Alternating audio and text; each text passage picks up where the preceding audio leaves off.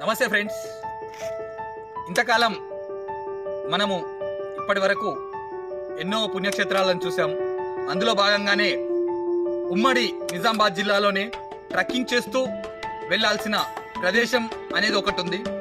అదే అల్లమా ప్రభు మహాపుణ్యక్షేత్రం. అయితే ఇక్కడ బాన్సోడ నియోజకవర్గం నస్రులాబాద్ మండలంలో బొమ్మందోపల్లి గ్రామంలోనే స్వయంభూగా వెలిసిన పుణ్యక్షేత్రం అనేది అల్లమా ప్రభు టెంపుల్.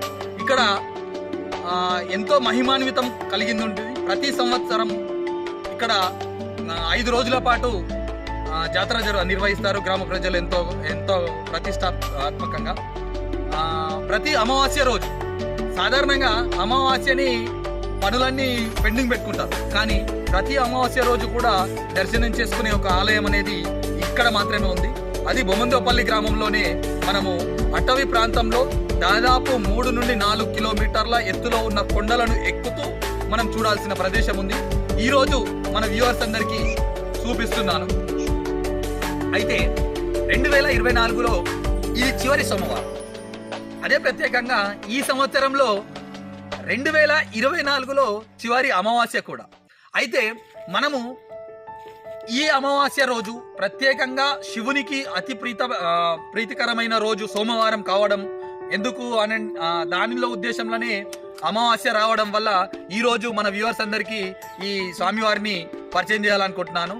ఈ సంవత్సరం విధంగానే ప్రతి ఏడు కూడా, అంటే రాబోయే 2025 సంవత్సరం కూడా పంటలన్నీ పండి మన ప్రజలందరూ కూడా ఆయురారోగ్య అష్టైశ్వర్యాలు విరసిల్లే విధంగా ఉండాలని అందరినీ మనస్ఫూర్తిగా కోరుకుంటూ స్వామివారిని దర్శనం చేసుకోవడానికి వెళ్దాం. పదండి. 3 కిలోమీటర్ల పాటు ఉంటుంది ఈ ప్రదేశం. అల్లమా ప్రభు మహారాజ్ కీ జై. అల్లమా ప్రభు మహారాజ్ కీ జై. అల్లమా ప్రభు మహారాజ్ కీ జై.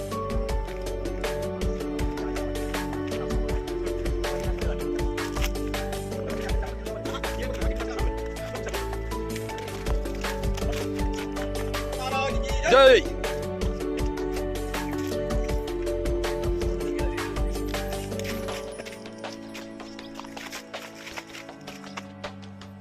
అయితే ఇప్పుడు దాదాపు సగం ప్రదేశానికి వచ్చాం.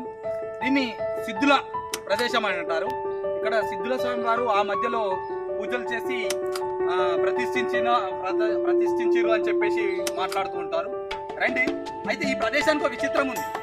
ఏ కాలంలో కూడా ఈ పారే నీరు అనేది ఎప్పటికీ కూడా ఎండిపోదు. మీకు ఎండాకాలంలో మనకు నీరు అనేది ఎండిపోతూ ఉంటుంది, కానీ ఇది ఏ కాలంలో కూడా ఎండిపోకుండా ఉంటుంది. అటువంటి నీటిని మీకు చూపిస్తాను. రండి, ఎంత స్వచ్ఛంగా ఉంటాయో ఒకసారి రండి. అయితే పాదచారులు నడుచుకుంటూ వెళ్ళి ఆ రోజుల్లో నీటిని ఇక్కడి నుండి తాగుతారు. అంటే ప్రకృతి రమణీయంగా పెరిగిన ఎన్నో చెట్లను, మూలికలను, వాటి వేర్లను తాకుంటూ వస్తుండే కనుక ఇక్కడ నీరు ఎంత స్వచ్ఛందంగా ఉంటాయో మీకు రండి చూపిస్తాను. రండి చూడండి, ఏ కాలంలో కూడా ఇది నీరు అనేది ఎండిపోదు.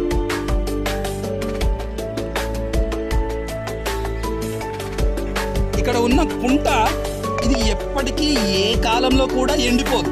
నీరు పారుతూనే ఉన్నాయి. చూడండి, పైనుండి వస్తాయి. మీకు చూపిస్తాను నేను ప్రదేశాన్ని. రండి, మీకు మంచి నీరు పైనుండి వస్తున్న ప్రదేశం చూపిస్తాను.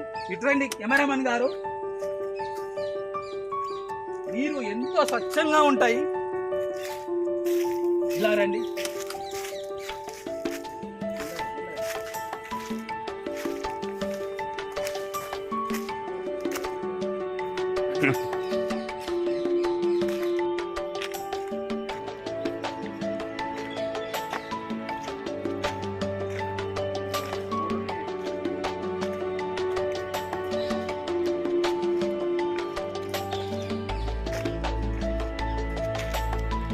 ఈ నీరు ఎంతో స్వచ్ఛంగా ఉంటాయి, ఎంతో స్వచ్ఛంగా ఉంటుంది ఈ నీరు. అయితే ఏ కాలంలో కూడా ఈ నీరు అనేది ఎండిపోదు. సిద్ధులు అని చెప్పేసి ఇక్కడ ఈ రాజుకు పూజలు చేశారు.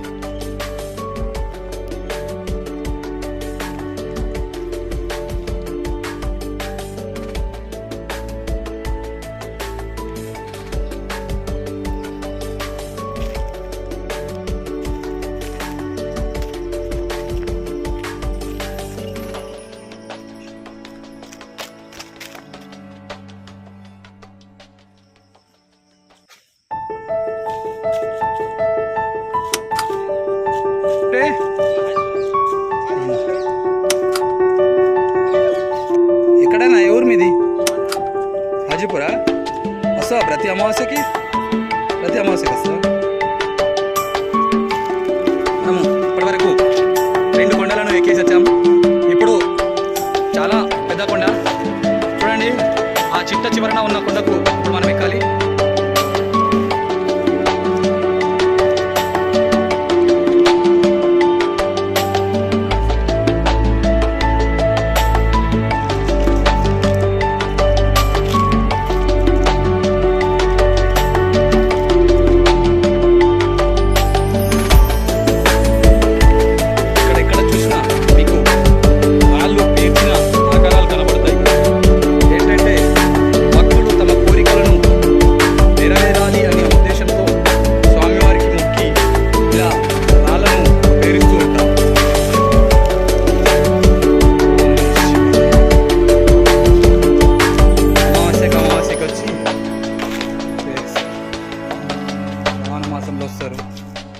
కార్తీక మాసంలో కూడా వచ్చారు.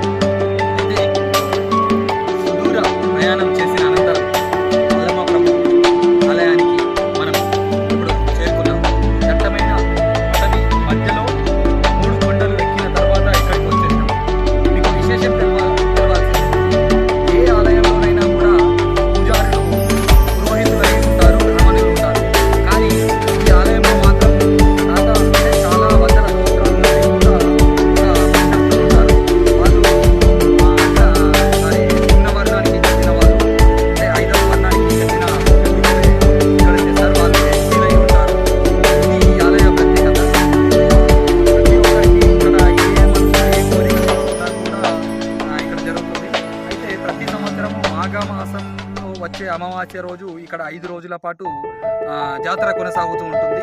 ఆ జాతరలో భాగంగానే కుస్తీ పోటీలు విశేషంగా జరుగుతాయి. ఇక్కడ ఈ కుస్తీ పోటీలలో విశేషత ఏంటి అని అంటే మహారాష్ట్ర, కర్ణాటక, తెలంగాణ తదితర ప్రాంతాల నుండి, రాష్ట్రాల నుండి వచ్చి కుస్తీ పడుతూ ఉంటారు మలయోధులు.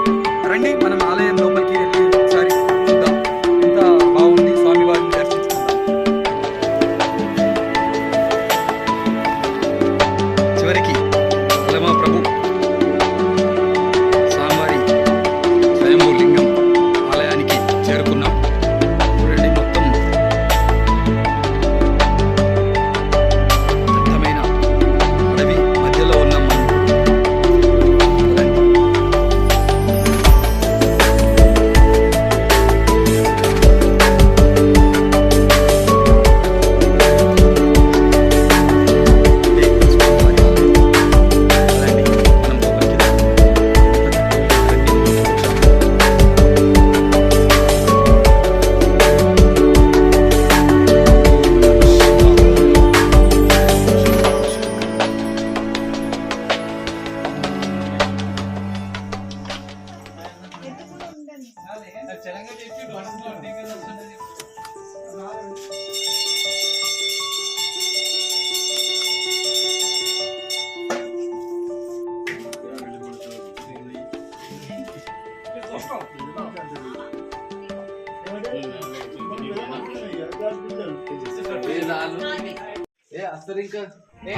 జటాటవీ గలజ్జల ప్రవాహ పావితస్థలే కలేవలం వ్యలంబితాం భుజంగపుంగమాలికామడ్డమడ్డమన్నినాదవడ్డమర్వయం చకార చండ తాండవం తనోతు న శివ